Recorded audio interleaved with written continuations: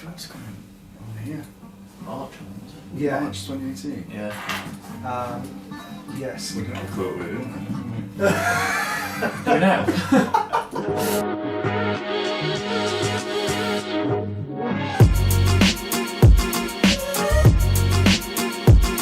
Hello, we're in Sheffield today. We're going on a community radio station called Sheffield Live on their business live show, which is on a Friday morning. We've been on it a couple of times before, so we're going on there to talk about our growth in the last few months. I can't remember how long it's been since we've been on it actually. Maybe coming up to a year actually. So yeah, we'll talk about our progress over the past year or so. So yeah, it's going out live this morning, which means that obviously it's going out before this. That goes out locally, but it is available as a podcast online anywhere. So we'll make sure that we put a link to that somewhere. So yeah, check it out.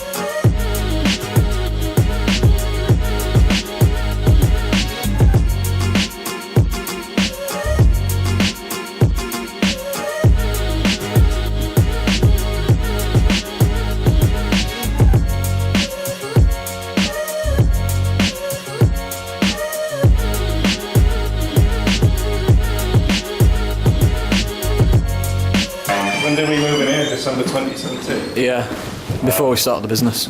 Yeah, before we even launched the site, built the website and stuff in this office here. So what is it? It's not a Sheffield Hallam thing anymore. No, they've changed it. Yeah. It's completely changed. So this is the first office space we had. Do you miss it? No, to be honest. It was good at the time, but no. So this is what we're on, Sheffield Live 93.2, and that is the website for people that want to find us afterwards, find our interview. Nice one. Ready, mate? Ready to go on live radio on a Friday morning? I'm just on live radio every morning, mate. Nice one, let's go.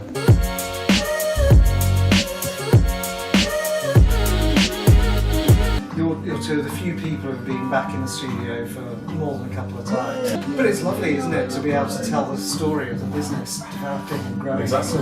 Yeah, it'd be interesting to listen back to the first one and see how well, not only how much business has changed, but how much better or worse we get at doing this as well. It will be, that'll be amazing. Yeah, what, 18 months on? So when we go live, in about a minute's time. Okay. This is Jeff Wayne, and you're listening to Sheffield Live 93.2 FM.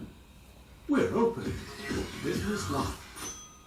Good morning. It's just after 9 o'clock. It's Friday. It's the 13th of September 2019. I'm Jamie Veach. I'm your host for the next hour for Sheffield Live's business and social enterprise programme, Business Live.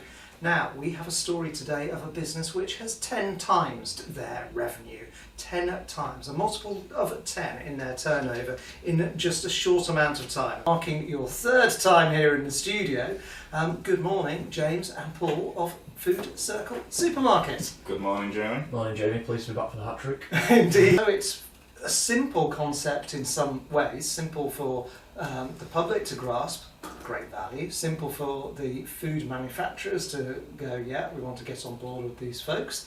Then there isn't wastage and they can recoup some money, and the food isn't sort of, going off. It's not past its best by dates or anything like that. It's simply closer than it wants to be in terms of getting into supermarkets. Yeah. On average, it's around 3 months life when it comes into us. I mean, a lot of people think food waste. The first thing they think is rotting food in a bin or out of date food, but it's really, there's so many ways of surplus food that arises, such as old packaging, for example, is one that we get quite a lot of. Obviously, manufacturers do rebrands all the time, and left with excess stock. So that's one of the reasons that we get it.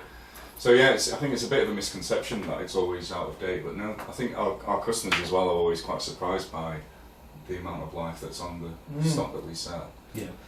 Being completely honest, the main driver is that people get to save a bit of money, and that's why people come to us. But I think people do like the all-round benefits as well of obviously saving waste as well. Yes. Well, everyone likes to save some money, and more of us are really trying to find ways of reducing waste. Absolutely. Did you envisage it to grow this big, this fast? I wouldn't say so. No, I really didn't. I mean, we did forecasting for this year, and we've beaten that quite comfortably. Right.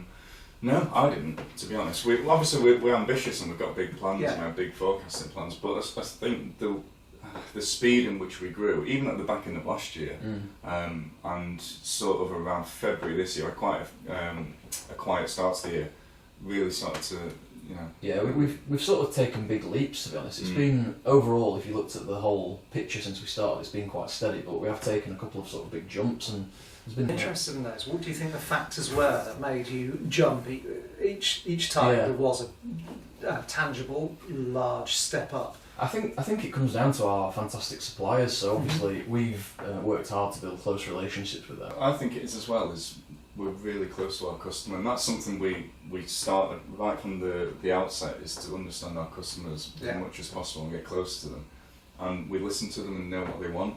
So literally every day we'll get messages from customers saying, when you're getting this back in, and that's the great thing about surplus actually, is that our range changes all the time. Yes. So they say, when you're getting this in, we'd love you to restock this.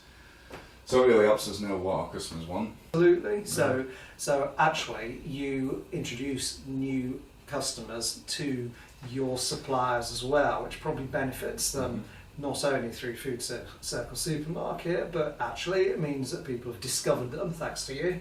Yeah, often that's the case. I think people are more willing to try it if they can get a little bit of money off what they usually pay. And I think people do follow brands as well that they already know of and they already like. But the beauty of our model is that you might think, well, the brands, people won't buy from mainstream supermarkets anymore, they'll just come to you. But the beauty of it is that it's ever changing, so we've not always got those brands in stock, we've not always got those products, and people might see that as a frustration sometimes if they want to get a particular thing at a particular time, but we try and see it as a strength actually, that we're always keeping things exciting. Another benefit of always changing our range is we're not set in stone on this is a brand we sell and that's it. No. So customers can tell us what they want Right. and what they want us to list, so we can listen to that and then go, right, let's contact those companies and build up a relationship with them. It won't happen overnight, but it's really good to be able to work on the back of that. In terms of reaching capacity, we recently moved units in our old unit. The pallets of stock were literally pressing our desks up against the wall. Right. We could hardly move. We couldn't move our chair out of our desk because we just banged into a pallet of stock. So we thought that's the point where we need to start expanding to a bigger unit. And a dedicated office space now as well, which is always helpful because we're not coming up against pallets, pins against the wall and things like that. No room for a ping pong table yet though, James, which is a bit distressing, but that's one of the long-term goals for this. Right, great stuff. So you'll know you've made it when we're here pinging, ponging and so on. Speaking of website issues, I'm sure you'll remember, James, our first website actually broke. It just completely crashed because in the early days when we started the business, I fancied myself as a bit of a web developer. Which turned out to just, not happen. And the website, literally, we'd been running it for a couple of months and we started to get a bit of traction. So we had some good stock on there and we started to get some customers. And literally when that happened, the website went down. We were getting orders and it didn't say who'd ordered it, it didn't say what their address was. It was an absolute nightmare. So we couldn't even contact them. So it was just after we came on, probably the first time actually. So it shows how sort of early that was when we first spoke to you on the show. It was a low point, that wasn't it? So we had to just come offline, like give ourselves a week to just get our heads together, get everything back together and start again. Really. Right. So we use a platform called Shopify, which people might have heard of, but if you think of starting an e-commerce business, I highly, highly recommend it. It's and I think most importantly, it's robust, and it's got that flexibility where if you need to add features on, you don't have to be a developer to do it. And people might say that restricts you in some ways, but for us actually we've found that not being able to play with it too much behind the scenes so it doesn't break is probably more important than trying to put sort of really specific bespoke features on, and there are applications that you can put on there that can pretty much do anything. So we found it to be a really good move for us. Yeah. So in terms of then learning that you've had, so where do we start? I mean you were quite frank, Paul, there earlier about realising that you didn't necessarily have a skill that you thought you had, and realising fast, which was really, really good, and being then able to take a decision in terms of how you adapted and what you did with the website and so on. What other sort of mistakes have you made? If there are any you care to talk about? Yeah, well, I think the first mistake we made when we started the business and the website was all people would just hear about us. People just come to the site, they'll Google. Honestly, and this is again having minimal work to have to do on your website is good, because the majority of your work should be getting people to your website and doing the marketing, and being able to learn how to do it like yourself. Yes. Is invaluable. Yeah, I mean, I think when you start a business, it's in your head. It's the only thing in your head, I suppose. And you think once you click that launch button, everybody's going to flood onto the website. You're going to be inundated with orders, but that's not the case. You have to work for it. And you have to let people know that you're there. We've got 1 minute 20 seconds. Yeah. Right. You're listening to Business Live, Sheffield Live's weekly business and social enterprise programme. So, James, Paul, really interesting conversation so far today. Enjoying it. Yeah, it's great to hear how things are going. And one thing that you said has been a big factor in growth, obviously understanding your customers has been absolutely critical, totally critical. And if you don't do that, not only understand your customers, but also have a quality product or service or both, and do what you say you're going to do, then there's no point doing any marketing. But if you do, then you have to market. We talked about you can't just sort of build a business based on hope. You can't just build a website and then hope people will find it. Yeah, well, like we said earlier, you don't start a business based on hope, but also don't start a marketing campaign based on hope and just throw money at it.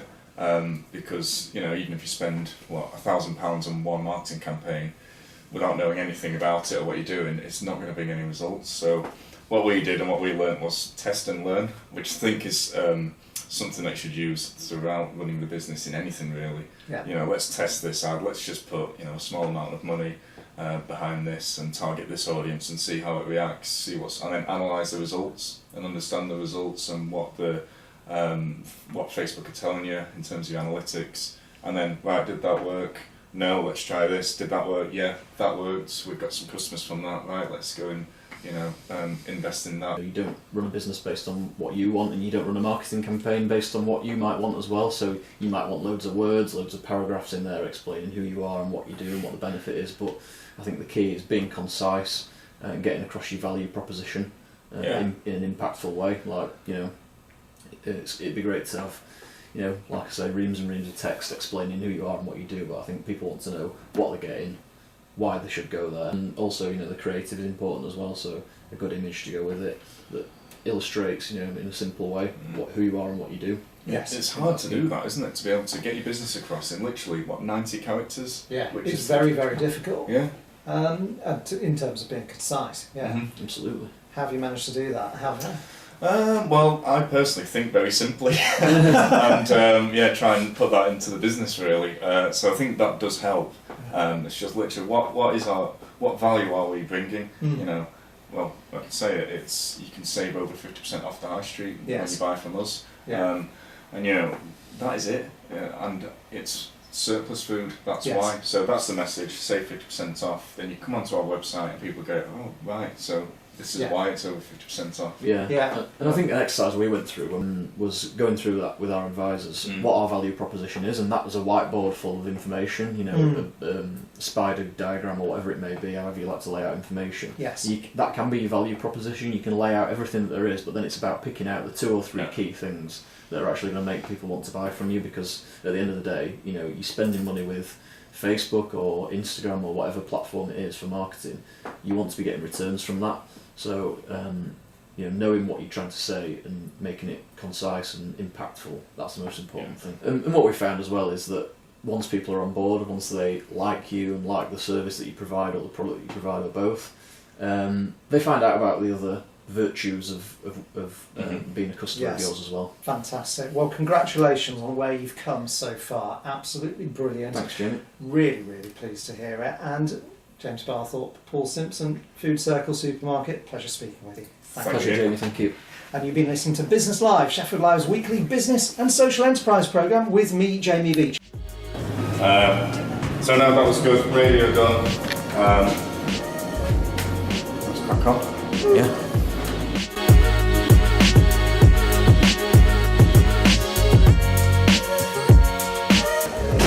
Thank you. See ya. Shall we go back to work? Yes.